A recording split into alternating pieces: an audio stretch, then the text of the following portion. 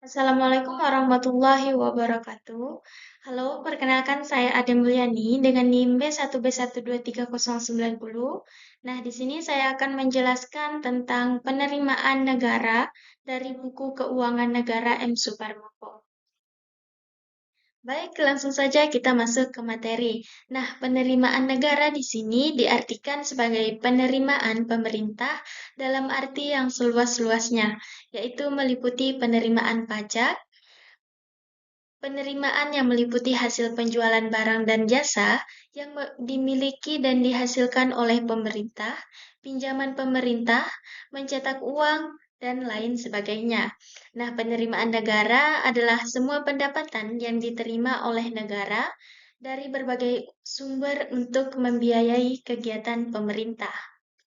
Adapun sumber-sumber penerimaan negara diantaranya adalah pajak, retribusi, keuntungan dari perusahaan-perusahaan negara, dan sumbangan pemerintah.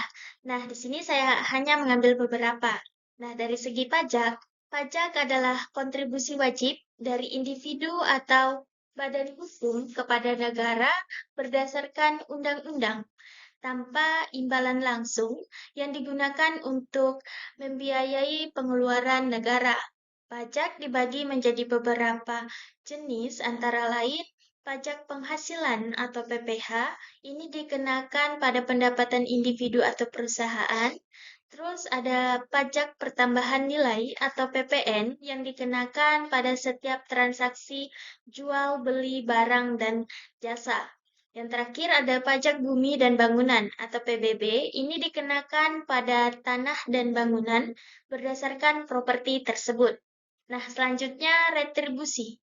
Retribusi adalah penerimaan negara yang diperoleh dari pembayaran yang dikenakan kepada masyarakat atas jasa atau layanan tertentu yang diberikan oleh pemerintah.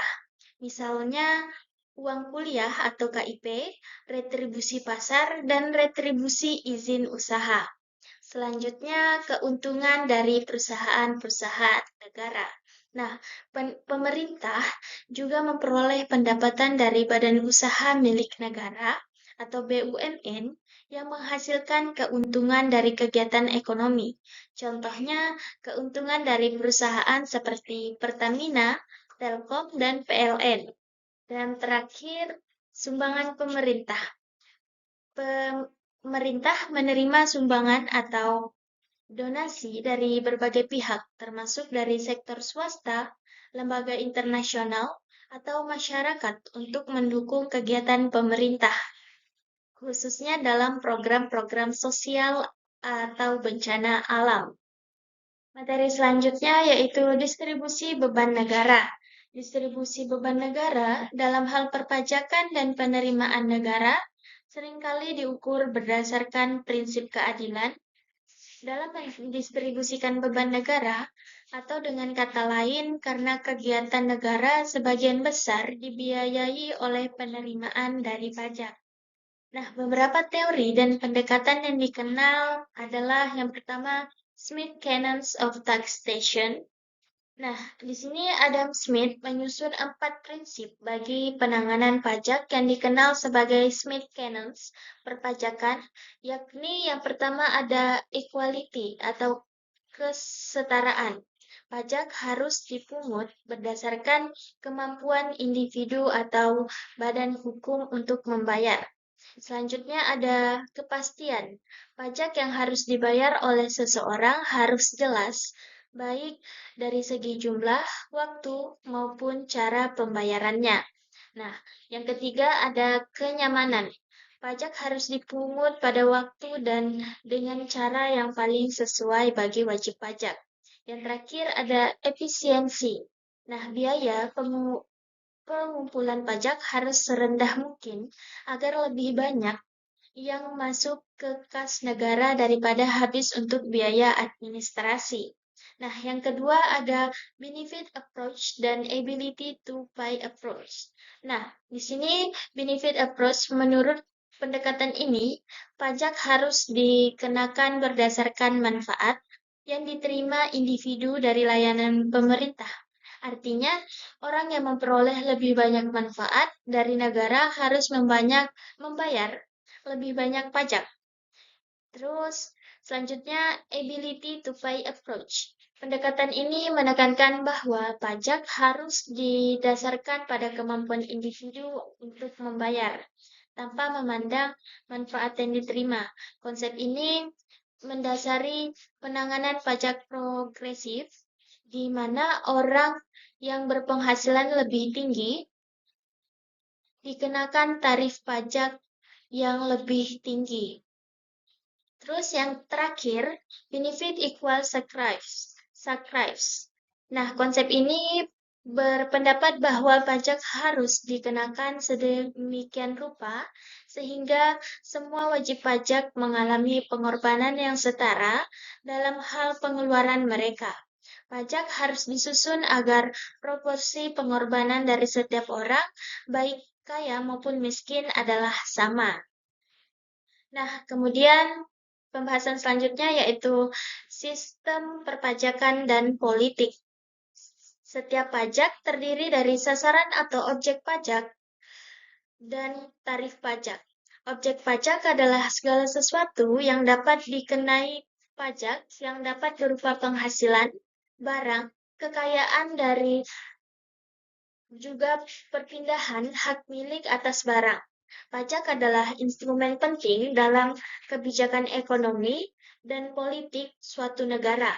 Berikut ini adalah beberapa jenis sistem perpajakan berdasarkan dampaknya terhadap wajib pajak. Yang pertama ada pajak progresif. Pajak Di sini pajak dikatakan progresif jika persentase pajak yang harus dibayar meningkat seiring dengan meningkatnya pendapatan. Contoh pajak progresif adalah pajak penghasilan, di mana wajib pajak dengan penghasilan yang lebih tinggi dikenakan tarif yang lebih tinggi. Selanjutnya, pajak proporsional. Nah, pajak proporsional adalah pajak yang tarifnya tetap tanpa memandang tingkat pendapatan wajib pajak. Misalnya, jika tarif pajak progresif jika tarif pajak ditetapkan sebesar 10%, maka semua wajib pajak, baik yang berpenghasilan rendah maupun tinggi, membayar pajak dengan persentase yang sama. Yang terakhir yaitu pajak regresif.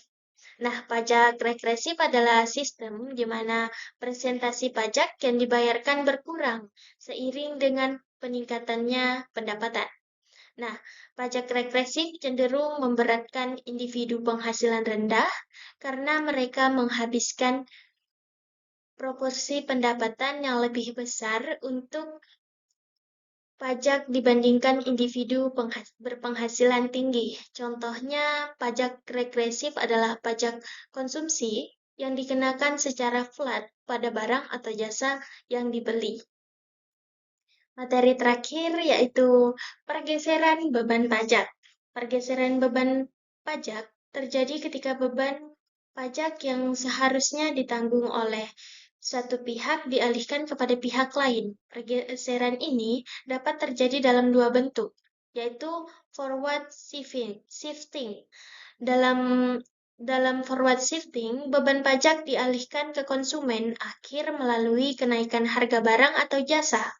Misalnya, ketika pemerintah mengenakan pajak penjualan pada produsen dapat meningkatkan harga produk mereka untuk mengkompensasi pajak yang dikenakan, sehingga konsumen akhir yang menanggung beban pajak tersebut.